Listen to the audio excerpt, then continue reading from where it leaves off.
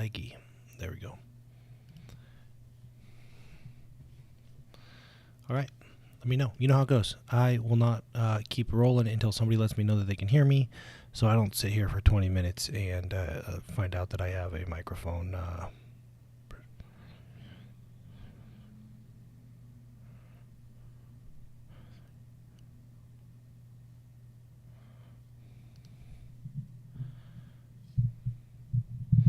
Boom, boom, boom.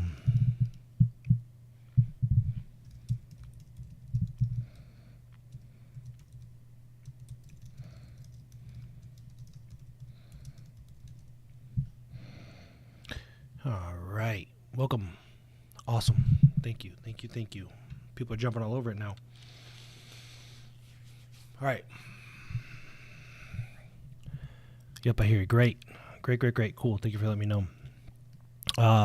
Few things. I'll go over this. This is public, so we'll go over the basics here, and I'm just gonna ramble for people that maybe are in the wolf den, that are on the sidelines. Do me a favor, hit the thumbs up button. That is how we get people to know we're here. We have more views than people in the wolf den, and this does not go outside of the wolf den, which means there's a little bit of concentric growth. That means people are stumbling upon it because of the engagement. That's exactly what we want. Let me explain a little bit about marketing to you that people don't understand, because I think you guys are ready to handle it. Most marketers are amateurs. They really are. I spent time with a guy in Dallas, and we're at lunch, and the TV he goes, "Hey, look at that. It's an infomercial, right?" And I was like, "Yeah, that infomercial looks 10 years old." And he goes, "Nah, it's about 11 years old. It's about 11 years old. I know because that's my infomercial. I still make bank from it." And when you talk to legitimate marketers that have launched like GoPro and stuff like that, you realize all these internet marketers, all these shillers, they have no idea what they're doing. They're just trying to get attention and praying to God it works. Let me tell you something about marketing. And it's very, very important for the wolf den. If I go door to door, I'm a Bible salesman. I go door to door, and I knock on your door, unexpected. I'm asking for your time, and I want your credit card. It is my responsibility to be very convincing, okay? When you market, when you shill, when you go into other people's groups, when you run Facebook ads and show up on their news feed, you are doing the equivalent of knocking on their door. Unasked for. Maybe you have something really nice for them, but they never asked for it. They don't know that they need it yet. That's why most groups are a nightmare, because we're just going around trying to kick people's doors down, and even if they would benefit from what we have, we just kick their door down in the middle of dinner. Like, they're trying to figure out who the hell we are and why are we in their space.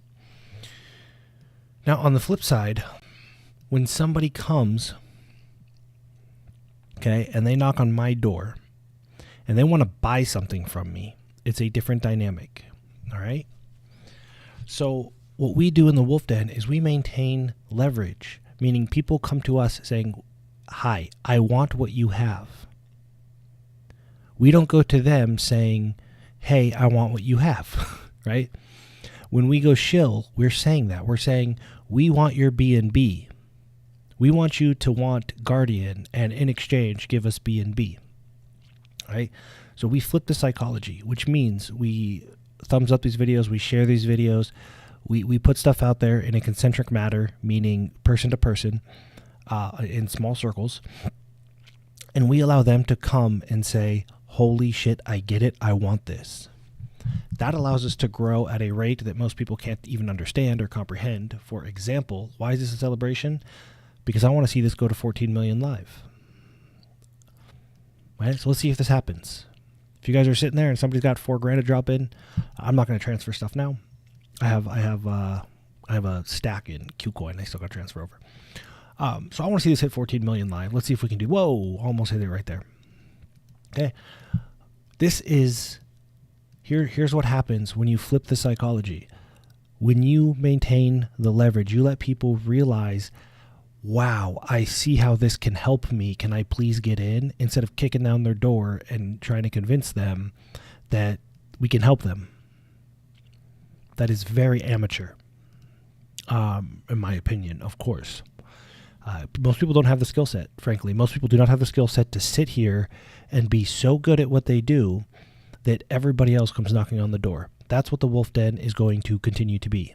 We are going to sit here and we're going to do our thing, and everybody else is going to watch and say, God, I wish I had that.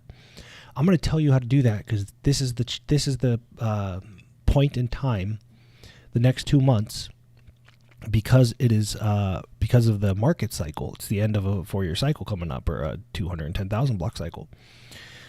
This is the part where we either exponentially grow our power together or we diminish it and won't go away. Because the core group is not going to be susceptible to this. But the more people that are not susceptible to this, the more power we have as a community. I'm still watching this, seeing if it gets to 14 million. Okay. So what we do is we sit here and we build things and we help people understand it. And then we let the people that are watching those people go, wow, I was skeptical, but now I see it and I want it. What we have done is we have flipped the psychology to us wanting something from them, to them wanting something from us. Hope that makes sense. So that's why we share stuff. And look, this is unheard of. This is unheard of. And so people are still sitting on the sideline, like, we need, somebody tried to tell me today, we need celebrity influencers.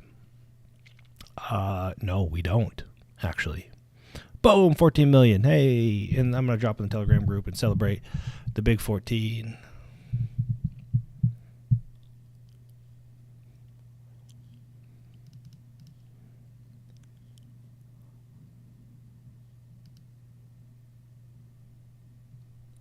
Boom, boom, boom, boom, boom, boom.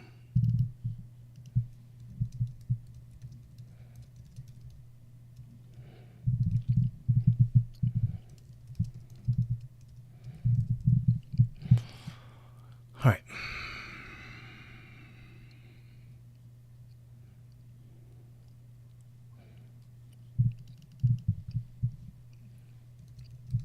I'm responding to somebody real quick.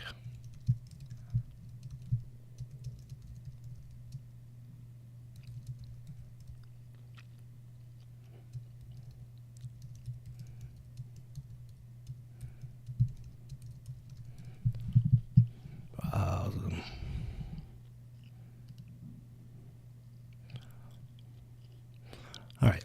So again, people in Telegram, it's always fun. People get intimidated and they get kind of upset when you use things like 14 mil. Hold on, let me put this in the group here. So what happens, and I was just responding to it, and I apologize to you guys because I wanted to put this chat in here. Is people don't like a hierarchy of competence, and I understand.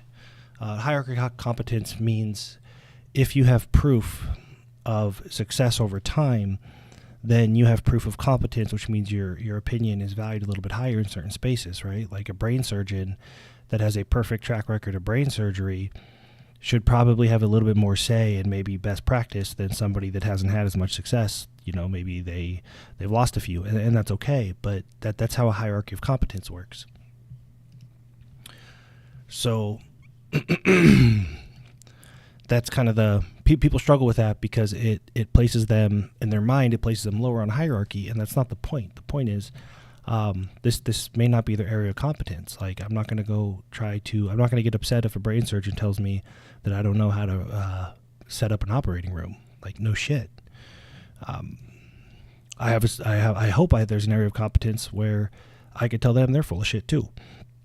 So people struggle with hierarchies of competence because there's a hierarchy, and that means somebody's below somebody, and nobody wants to be below people. But on a hierarchy of competence, it's okay. It's just okay to be less competent than somebody in a certain space. Like, that's how the world works. You cannot be the best at everything. So a lot of the headaches that come in from this space are people that want to throw around their opinion and as if they are facts. And all I ask is show me the track record, because I have to discern where I put my time. I'm not even saying you're not competent. I'm saying I have a million things that want my attention. Prove to me that your suggestion belongs in there, because I got to kick something out. right? Resource management. It's attention management. It's not super complicated. So just know that's where my disposition comes from. It's an overwhelm of good things. Like we have an overwhelm of good options. So you come up with an option or an opinion, you have to prove that it belongs because it's going to kick something else out. Hopefully that makes sense. Literally on way to fiat over. Awesome. Well, we hit it. 14 million. Nice work. That's in large part the people that are watching this video. So here's what we want to look at. We're used to seeing this. Okay, we've really as a community become accustomed to handling this with Guardian, right? And we've really become accustomed to handling this in Wolfies because we're talking about it every day.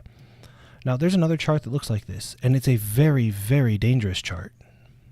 It's a very dangerous chart. It's awesome. It makes me extremely happy, but it's very dangerous. That's this chart right here. Man, every time I clear my cache to like fix my wallet, I get logged out of everything. This chart right here, look at that. You know what this is? This is Bitcoin. Bitcoin. So it's cool. This is great. This is really good news for the market. Really, really good news for the market. Here's the problem with the $67,000 Bitcoin that's going to keep running. Most people are not positioned into the market. They're not positioned into Bitcoin. They're not positioned into Ethereum. They're not positioned into their base case. And the problem with Wolfies, okay, not the problem with Wolfies, but using Wolfies as an example, this does not move the market. Everybody in Wolfies understands it for the most part, right? A majority of people. Everybody in Guardian working a base case understands it. The people that are coming into Bitcoin have no idea what it is. They are FOMOing in really, really hard, and they're going to try to bring you with them. They don't know better. They're going to have hype. They're going to convince you you're going to miss something. Okay? You should be positioned in. Now, should is a strong word. This is my opinion, of course. Could have been positioned in right here. Could have been positioned in right here. Could have been positioning in through this whole entire phase. Some people took entries. You know, really good traders took entries on some of these breakouts. I'm not a day trader. I don't do a lot of TA, but what I do know is that, and what we have a lot of evidence is, Bitcoin is going to move the entire market. The entire market moves with Bitcoin. It is the bull of all bulls. It is the lead domino. That may not always be the case, but that has always been the case, and it will continue to be the case until there's evidence of otherwise. Which means the entire effing planet is about to, you know, these Telegram groups where you're like, man, these idiots, but at the same time, you're kind of like, maybe I should do something stupid and play with these idiots. The whole entire market is about to turn into that every 4 years. Now, what does that mean for base casers? For base casers, that means you should have been positioned in already. If you are not positioned in to your base case, to your macro belief, because I shared this multiple times, you are not on my base case. You don't have to be on my base case, but I don't want credit. I don't want blame. I don't want you to follow the market and then go, yeah, I'm in the wolf den. That's why my behavior is this way. That's not appropriate. So you do whatever you want. You have your own base case. We have a lot of support. Okay, we have a lot of support. If you say, ooh, I made, how do I remove my LP? How do I do this? How do I make this move? We have a ton of support for you. Okay? But if you are working a strategy that is diametrically opposed, if you go, oh man, well, I bought a whole bunch of Bitcoin at $100,000 and now it's $80,000. How can I recover? Don't put that on us. You shouldn't put that on anybody. Right? So this is the most important time in the market here, because if you are not positioned in and you do not know how to do TA, and you don't know the history of Bitcoin, and you don't know how to take an entry or anything like that, I wouldn't be making entries. That's against the base case methodology, right? We should have been positioned in. I told everybody I told everybody I had a recurring buy-in all the way over here, starting in like February or something. Okay, I had a recurring buy every day. Boop, boop, boop, boop, boop, boop, boop, buy. And based on what I believe, I stopped buying at 55. So I stopped buying. I didn't buy up here. I didn't buy up here. I didn't buy up here. Anything over 55, anytime Bitcoin is over 55, I stopped making buys. And then down here, I made daily recurring buys all the way back up to 55. That's my belief. You don't have to have that belief. The point is, I had one to make decisions. I wasn't just following reds and greens and what's the market say. Did the work ahead of time. All right, compile, analyze, strategize, execute. CASE, C-A-S-E. So I compiled, analyzed, strategized, and executed. And my number was 55. Some people are much higher. Some people won't buy Bitcoin this high. To each their own. But their strategy is based on their own belief. So I stopped buying here. I stopped buying right here. I'm just chilling. There's no amount of mania. There's no amount of craziness. There's no amount of anything that will get me to start buying Bitcoin again until the next sell-off, which we call a bear market, right? I don't need to do TA every day, but what I do know is that the whole entire market is about to lose their minds, and that is where the wolf den has the biggest opportunity. It's the largest opportunity to sit here and work the base case so that the rest of the world goes, wow, I want that. Because they're going to be chasing this. They're going to be promised $1 million Bitcoin. They're going to lose their ass. Most people are going to buy somewhere up here, and they're going to be left holding the bag. Right? And I hope that's not the wolf den, but you have to be prepared for it. You have to understand. You've all seen charts. You go, yeah, I don't care. Nick said if the price of guard, I said the other day, if the price of guard went down to 60 cents, it wouldn't bother me at all, because that would still be a phenomenal trend over time. And you can say that, but if you ever actually see this go to 60 cents, you know what that feels like? You have to be prepared. You have to have rules. So this is what the market's doing. This is not a shitcoin.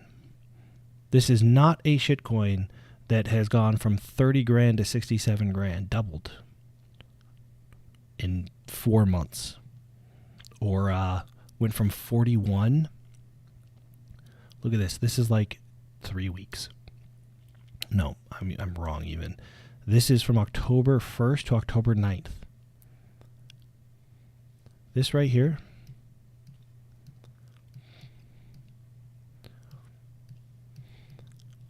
that move is 8 days. That's an 8-day move. You know how many people feel like they're missing out? Can't make decisions feeling like we're missing out. So this is the most important time in the market.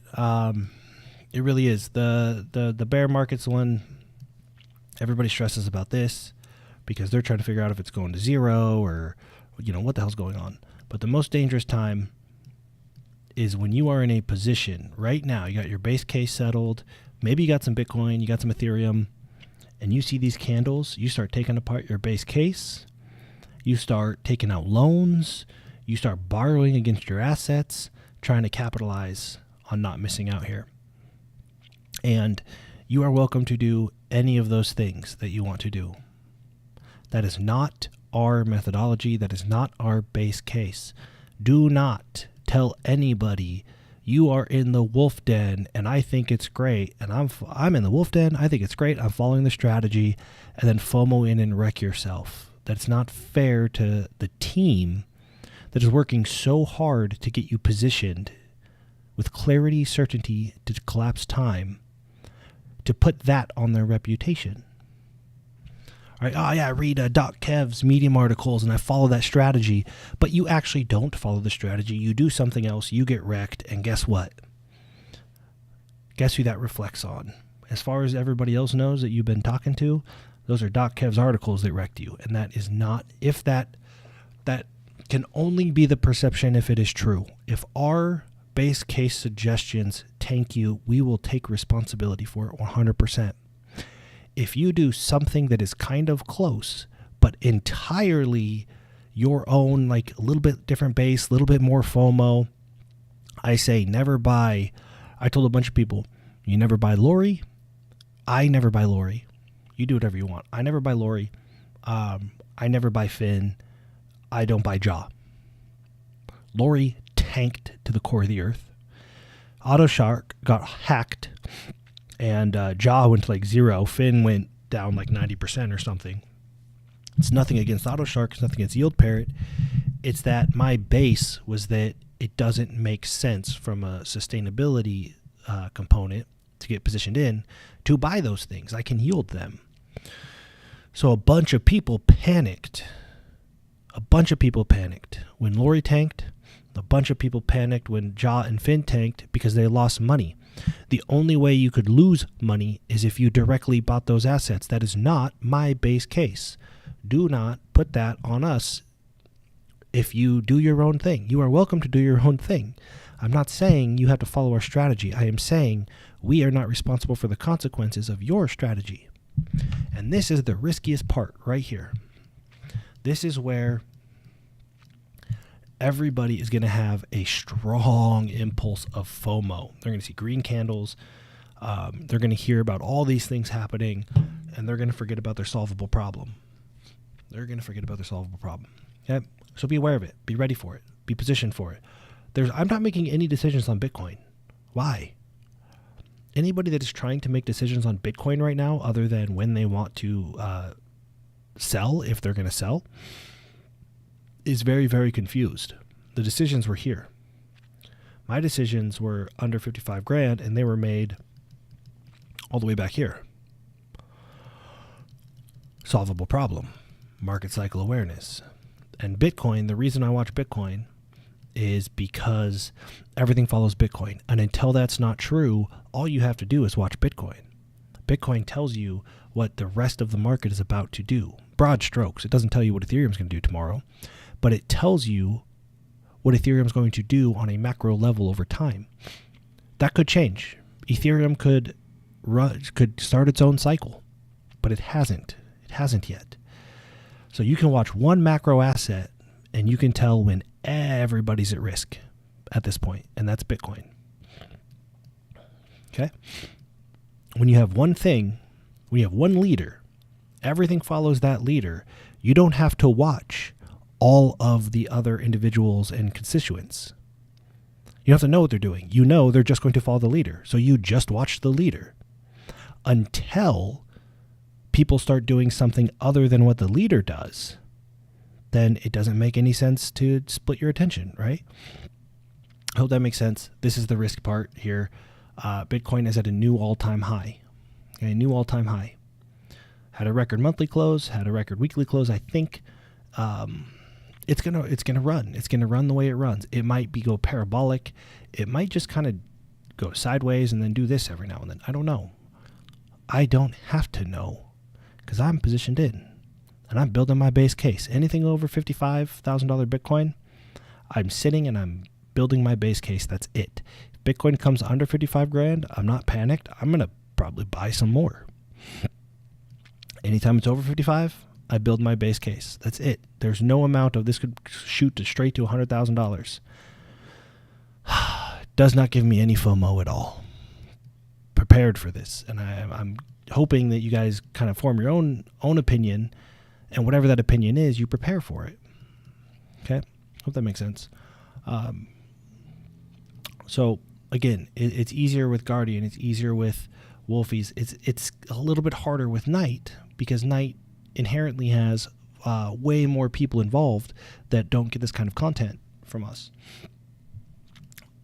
Bitcoin is, you can buy it on Robinhood, right? So people are going to see this running and they're going to buy it on Robinhood, and then it's going to run a little bit more and they're going to post on Robinhood how they're $1 million Bitcoin, I already made 30%, now I'm rich. And all their friends are going to come in and you're going to hear about it and you're going to go, man, I really don't want to miss this boat. You know what? You know who said that? The people that bought right here. They were certain they were going to miss the boat. I know a bunch of people that did this. Where it's going. And they bought right here at 63 grand. Then they spent all of April, all of May, all of June, all of July, all of August, all of September, and most of October in a lot of pain. You put $63,000 here. It was $30,000 here. I stopped buying at 55, as an example. Some people stopped buying much lower than that. And then when it came back down, I just bought more, right? Because we got to the number. A whole bunch of people right here thought they were going to be rich. They started buying cars. They started taking out loans, all this stuff, because it was going to go straight up and they were going to pay it all back. And then they spent April, May, June, July, August, September, like 6 months at a loss. A lot of them got liquidated. A lot of them had to sell at a loss. A lot of them never paid back those loans. Right? We don't know. Of course, 6 months later, Bitcoin is a higher high. Bitcoin is, my opinion, and the evidence suggests, Bitcoin on average is going to go up. Like, get out of here. Pop up. Bitcoin is going to go up. I should just log in like I'm less lazy. Like, this is what it's done. The people that bought here don't care about this. They're still at a huge gain, right? The problem is your FOMO move was often something that you were going to do and then pay back in 30 days. These people got wrecked. Just wait. Just build your base case and wait. What goes up always comes back down. Always. There's not a chart on the planet that's not a honeypot that goes up and doesn't come back down, which means Bitcoin is guaranteed to give you another entry. Every asset is guaranteed to give you another entry, even Wolfie's, which looks like it might never, ever give an entry, but it'll happen. Look, it happens. Guardian, it happens. Yeah. Now, the other thing that's true, everything that goes up comes back down. It doesn't always come all the way back down, but we just wait, right? What goes down does not always come back up. What goes down does not always come back up. Bitcoin likely will just keep going up. That is still speculation. So if what comes up always goes back down, and what goes down does not always come back up, to keep the asymmetry on our side, we do not buy things that are going up out of FOMO. It's going to come back down. It might go up, up, up. It might never come back down to 66. It might not. The probability of that, though, like, we got to play probabilities. That's what the market is. So I'm not a Bitcoin expert.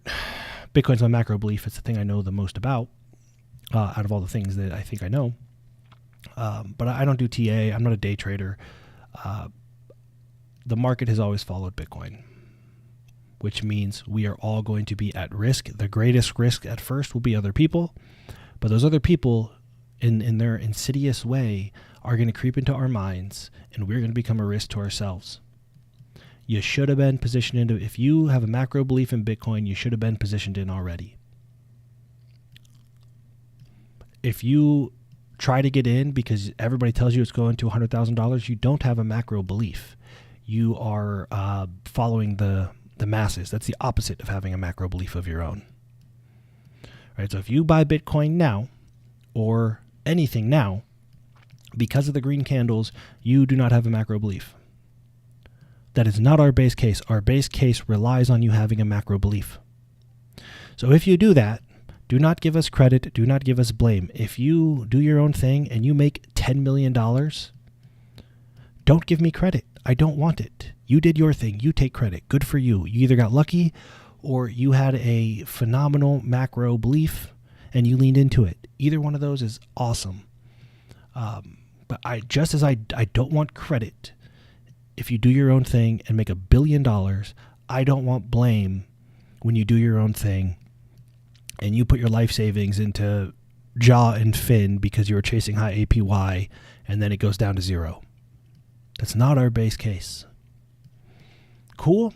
Let's look at this. Hey, good. We're comfortably over now. This can always go down. This can go down very quickly. It can go up very quickly because most of the most of the TVL in here is night. So if the night price got cut in half, the TVL, it wouldn't get cut in half, but it would go down pretty significantly. So we'll see like huge spikes, but this rolling average is improving. 30 million is the next benchmark for many, many reasons. So just I wanted to do this video today just to give you an opportunity to prepare yourself. Right now, November and December, every single market cycle, November and December, everybody looks smart. Bitcoin's going up. Haha. Look, I'm smart. Like everybody that says Bitcoin is going up and makes outrageous price predictions is going to look smart. Do not mistake that for them having good decision-making criteria. Those are very different things. Okay, so stay on the right side.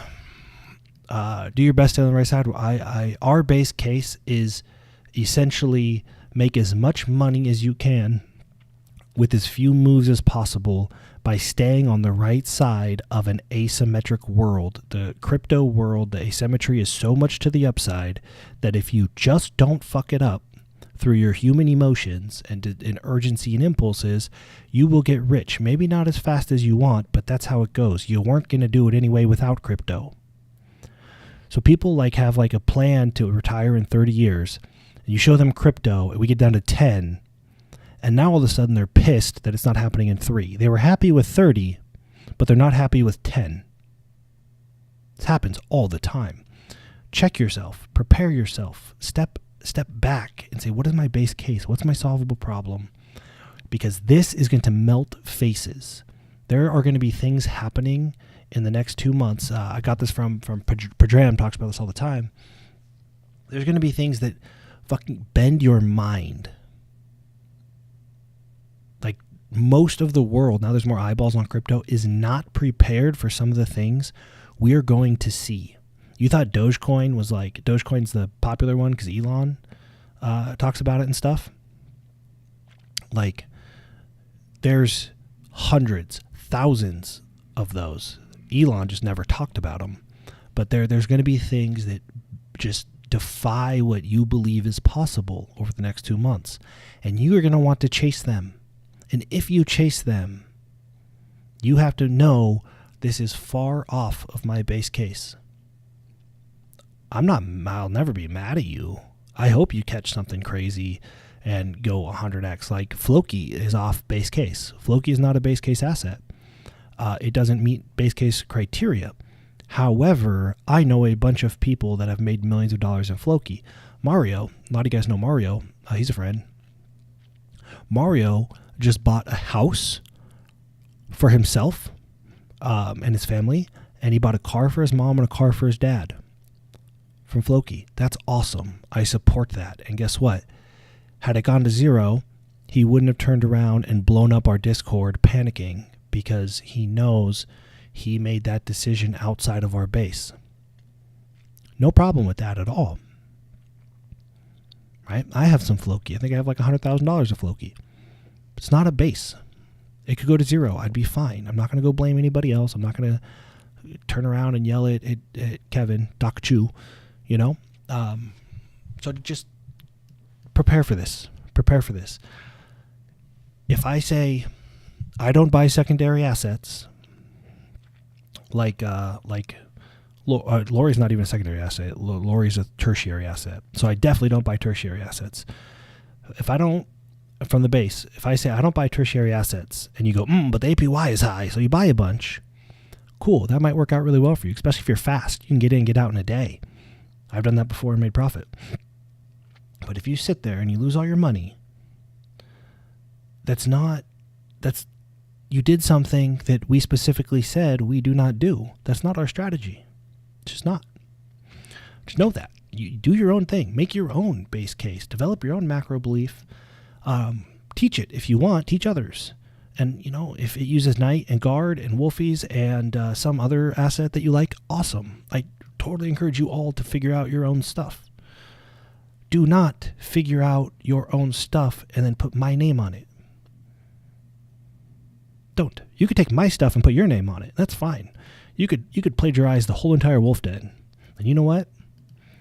We would still win because you'd be using Knight, Guardian, and Wolfies. So I'd rather you plagiarize my stuff and take credit for it than do your own thing and try to give us credit. I don't want that risk. We got eyeballs on us, right? We got institution eyeballs on us. Don't give us credit for things that are not ours. Please take it. Take the credit for what you do. You deserve it. Whether it's positive or negative, you deserve it. And I mean that. Like, if you win big, we support you. You deserve it. And if you lose, that's okay. That's the consequences of playing in this space. We've lost a lot. I lost a whole bunch. The things that I still do, that I still lose on, just aren't part of the base case. I don't teach things that I lose on. That would be silly. That would make me like an internet marketer or something. All right, so hopefully that's helpful. Keep an eye out. Prepare for this. Bitcoin, it's going to do one of three things. Highest probability based on the evidence. It looks weird. It's going to melt faces for 3 months. It's going to melt faces. People are going to buy in, and then smart traders who are always a step ahead of institutions are going to damp down. Then it's going to take off again. It's going to damp down. It's going to take off again. You might see a $200,000, $300,000 Bitcoin. That is within the realm of possibility. It might just move sideways. It might just do like this weird sideways action like this into 2022. It might. So it may not make sense to take a second mortgage or take out a huge loan and just so your money moves sideways. Or it could damp down. That's my opinion, lowest probability. Here's the thing. Doesn't matter. You should be positioned in already. So tune out the market, tune out all the experts. Everybody's an expert right now, myself included. Whatever I say about Bitcoin, I just gave you 3 scenarios. One of them is going to happen. That does not mean I'm a genius. That means that I just said 3 things that are very likely to happen. I don't want credit for calling Bitcoin if it goes to $300,000. I don't want you to go, Nick said this might happen. That's how people get wrecked. They take bite-size sound bites. They take sound bites, right? And then because somebody said this and it happened, they give them credibility as being a good decision maker. A good outcome does not mean a good decision. It's very hard for people to understand that. Good outcome does not mean good decision. You can make a very bad decision with a good outcome. You could play Russian roulette, win $1 million. That doesn't make it a good decision. You could have had a good outcome, still a stupid-ass decision, right?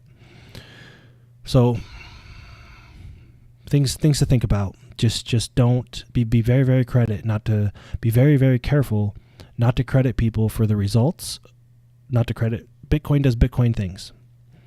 Don't give people credit for what Bitcoin has done. They get credit for helping you make decisions about what you should do, in my opinion. And what I recommend, not financial advice, what I recommend is that me, my team, our base, is that we let Bitcoin ride. We let the market experience its mania and euphoria, and then we let all those traders and institutions dump right on their head like they always do. And it doesn't matter because we're sitting here base casing and chilling. All that matters is you get the life that you want. It doesn't matter what you missed out on. It doesn't matter what all your friends are doing. It doesn't matter about the FOMO. All that matters is that you have the highest probability of getting the life that you want. And that is what our base case is built around. Cool. Appreciate you guys. 14 million. We're cruising. This is absurd. Let me show you this. All the devs, all the projects, everybody in the space, unless it's Russian roulette, then losing also means never learning. Yeah, but the truth is, here's the danger. I'll share this. I'm reading the comments. If you never lose, you never learn. That might be accurate, but losing does not mean learning. Losing does not mean learning, because you could play Russian roulette, right? And if we think on a more community level, you play Russian roulette, nobody else necessarily learns from it, right? So it's right here, like, then losing means never learning, right? And it's not like you can show up and be like, hey guys, I played this game. It was a pretty bad idea because you're dead. So people, we just need to account for these things, that what you see is not what there is, because the dead people, they don't have a say in it, right? The people that played Russian roulette and lost, they never wrote a book about it. So you have to realize it's very heavy in survivorship bias. And so crypto is the same way. The people that sold their house and took out a loan and used their kids' college money on Dogecoin because Elon Musk was going on Saturday Night Live and then lost it all, right? They're not really writing books about it. We rarely hear from the losers, and they rarely learned the right lesson, right? So just things to think about if you want to be successful in the market. Base case, solvable problem. All we do is we get a solvable problem. We know where we want to be. We get on track. So step one is go, all right, well, I'm getting this much yield. Okay, I'm on track to achieve this in 7 years. That's my goal. Then we remove risk, right? So we might go, all right, well, I'm on track for 7 years, but I'm sitting in this night B&B. There's B&B is variable. So I'm going to move over to night BUSD. Yep, I'm still on track. Okay. You just removed some risk, right? Step one is get on track. Step two, remove risk. Step three, collapse time. All right, I'm on track. It's super stable. I can't see any other ways to remove risk. Now, how can I make this happen faster? Ooh, maybe I could take some of this yield and do a pre-sale, right? Or maybe I could take some of this yield and I'll get some Bitcoin at the next dip, right? Get on track, lock it in, collapse the time. Who cares what anybody else is doing? That's your biggest risk, chasing other people. I hope that's helpful. That's all my opinion. You don't have to agree with it. But here's all I ask. You can disagree with me, and you can tell others you disagree with me. Perfectly fine. It doesn't make any sense to waste my resources to tell me that you disagree with me.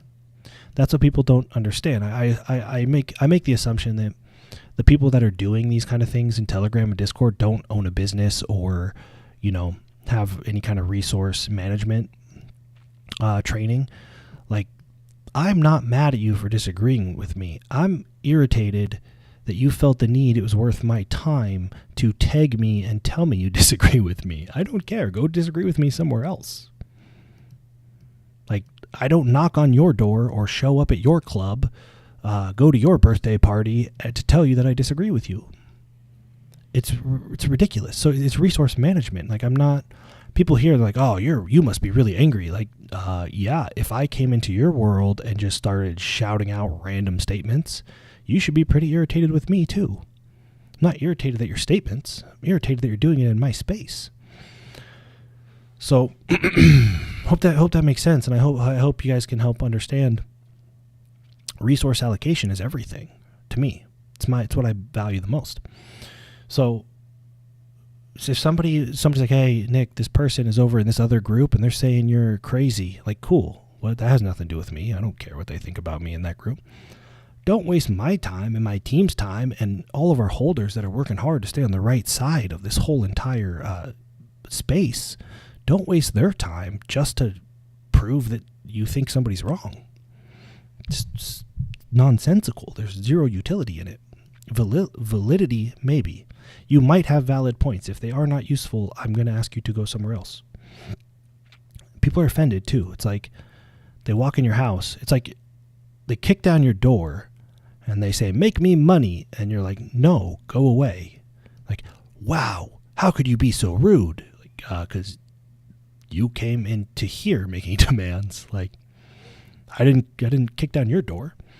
So just keep all that stuff top of mind. It's very, very tough because we have such a culture where people are desperate. I'm not desperate. We're not desperate. Wizard's not desperate. Our partners aren't desperate. We are not desperate for your money, so you cannot make demands of us. Most projects are desperate for your money. That's why you go make demands and they bend over backwards and spend all day letting you abuse them verbally or being irresponsible. You come into my house uninvited, you might get abused verbally, and that's okay. don't come to my house. It's very simple. Change your behavior in a way that gets you something you want. You don't want to be verbally abused. Don't come to the place where you're going to irritate me and get verbally abused. And I mean that. I mean that as respectfully as possible. I don't infringe on anybody else's space. I don't go around being mean to people. So I hope that makes sense. It's collapse time of Floki first. I finally plan to exit. I guess where a large part of those monies are going. Base case, yeah. So if you didn't necessarily collapse time first, but if you had a big win, what you want to do is you want to go, okay, look, I made $1 million or whatever the number is. Now, what return do I need to get on this $1 million to get where I want to be in a timeline that's appropriate, right? And then you set up your solvable problem from there. So Floki just gave you a bigger base, right? After you lock in, because you can't collapse time, like you can't drive from point A to point B faster until you have point A and point B defined and the original destination travel time, right? So that's the problem is everybody's, I'm going to get there faster. And like, how do you define faster? You have to have point A, like Google Maps, to drive from point A to point B. Okay. You don't know if you're getting there faster until you know the original travel time. So if it says it's going to take you 45 minutes, then anything faster than 45 minutes is faster. But you can't just be faster. Like, that to be faster, you have to have a baseline. So this is what people are doing. Like, money loves speed. I'm going to move faster. And like, cool, you can run really fast in a big circle, but we don't have a baseline. We actually don't know if it's faster. It just feels faster. Right? Like, you ever sat in an airplane and traveled across the country? I'm sure you have. So imagine last time you sat in an airplane, right? Okay. Now imagine you're driving down the freeway at 50 miles an hour. You stick your head out the window. Which one feels faster? Which one is actually faster? Right? So this perception of speed is like sticking your head out the window. People just want to feel like they're going faster, but I'm pretty sure the airplane's going quite a bit faster than your car. So that's what most people are doing is they're going, I want to go faster. And so they like look around and they stick their head out the window just to feel like they're going faster, but it's just not making a difference. There's no baseline. There's no true destination. There's no way to measure the velocity, right? The vector component of speed. Like, humans just, perception is everything. And that's okay, except for at some point, you're just perceiving things and not doing them. So that's a rant for you guys. Great comments, great questions. You cannot go faster until you have a solvable problem. Right? There's no possible way to know. Most people just feel like when people drink caffeine before they work out, and you say, how's your workout? They always say it was better. If you measure it, the output's actually lower typically. Right? People actually have a lower output when they're stimulated, but it feels like a higher output. So over time, actually having a higher output is going to yield better results than feeling like you have a higher output.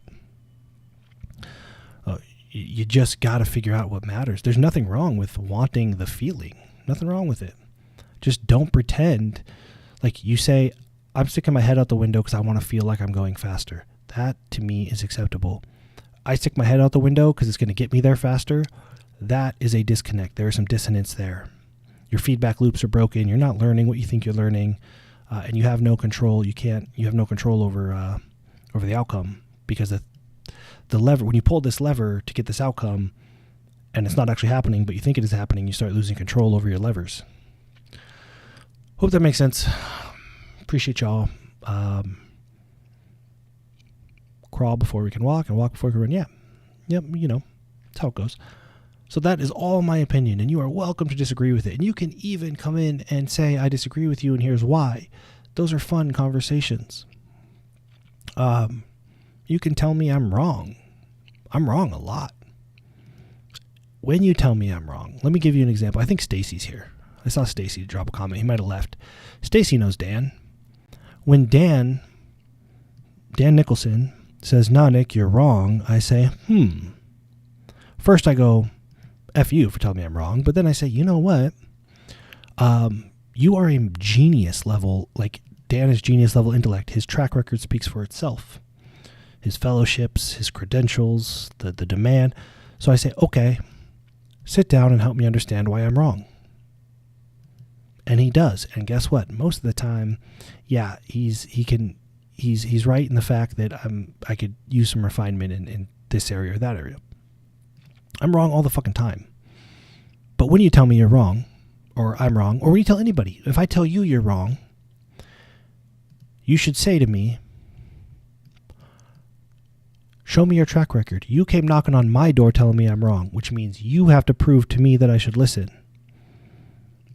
You come tell me I'm wrong, prove to me that I should listen.